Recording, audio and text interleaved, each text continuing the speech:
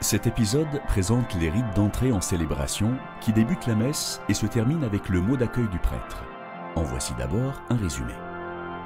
Les fidèles, invités par Dieu à former son peuple, prennent place dans l'église. Rassemblés dans la tente du prêtre, ils entonnent un chant d'entrée. Le prêtre avance en procession par l'allée centrale avec ceux qui l'accompagnent, comme le diacre et les servants de messe. Arrivé devant l'autel, il s'incline, puis le contourne et le vénère en l'embrassant. Il peut l'encenser pour accentuer cette vénération. En signe d'hommage est encensé ensuite tout ce que Dieu a touché. Le cierge pascal, la croix, le célébrant, le peuple. Le prêtre gagne enfin son siège et fait le signe de croix, ainsi que l'assemblée. Au nom du Père et du Fils et du Saint-Esprit. Puis il prononce une prière pour mettre l'assemblée en présence de Dieu, et toute l'assemblée lui répond. Enfin, le prêtre introduit par quelques mots au sens particulier de la célébration du jour. Alléluia.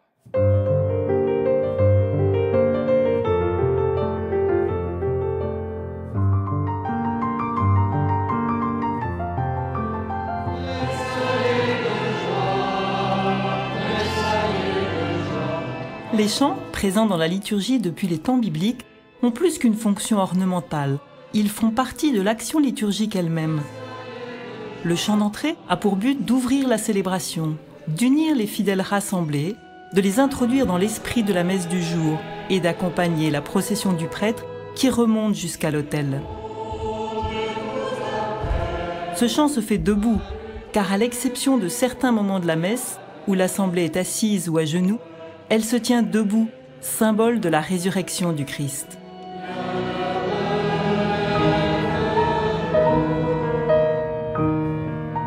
La symbolique de l'autel est particulièrement riche et forte. Du latin altare, qui signifie élevé, il est le haut lieu de la rencontre avec Dieu, comme Moïse recevant la loi sur la montagne, mais aussi le lieu du sacrifice, qui manifeste l'alliance avec Dieu. Dans le temple, l'autel était la table de l'Holocauste, où la victime s'élevait en fumée vers Dieu, mais aussi la table de communion, où les fidèles se partageaient les aliments sacrés, en signe de communion au même sacrifice. Dans la Nouvelle Alliance, l'autel est à la fois symbole du tombeau du Christ, où l'agneau sans tache a été sacrifié, et la table du dernier repas, où son corps fut donné en nourriture. C'est pourquoi il est le centre de l'action liturgique, et c'est toujours lui que l'on salue. En vénérant l'autel, le prêtre exprime avec tendresse son adhésion au mystère qui va être célébré. En y posant sa main, il manifeste son pouvoir d'agir sacramentellement sur lui, dans l'offrande du sacrifice.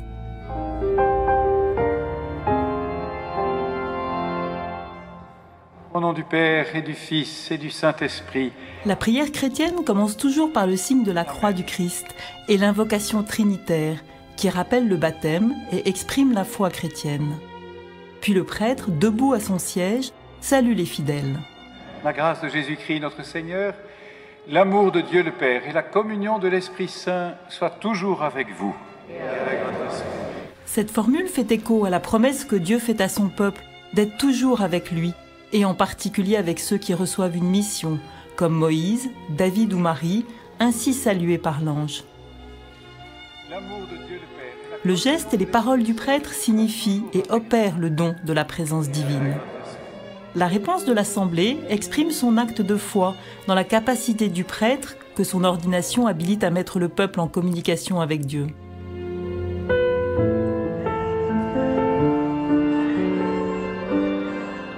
Le diacre, le prêtre et les servants d'autel portent des vêtements adaptés à leur rôle dans la célébration. Tous portent l'aube, un long vêtement blanc rappelant la robe des baptisés, complété pour le diacre et le prêtre par d'autres vêtements comme l'étole et la chasuble, qui changent de couleur en fonction de la période liturgique. Hérités d'une longue tradition, ils ne servent pas à mettre en valeur la personnalité de celui qui les porte, mais doivent être au contraire assez intemporels pour lui permettre de s'effacer dans le mystère qu'il célèbre.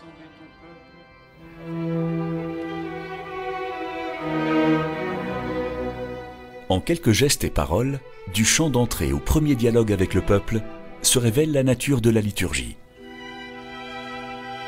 Dieu est à l'initiative. Il se donne par l'intermédiaire de ses ministres. Et à ce don, répond la foi du peuple tout entier.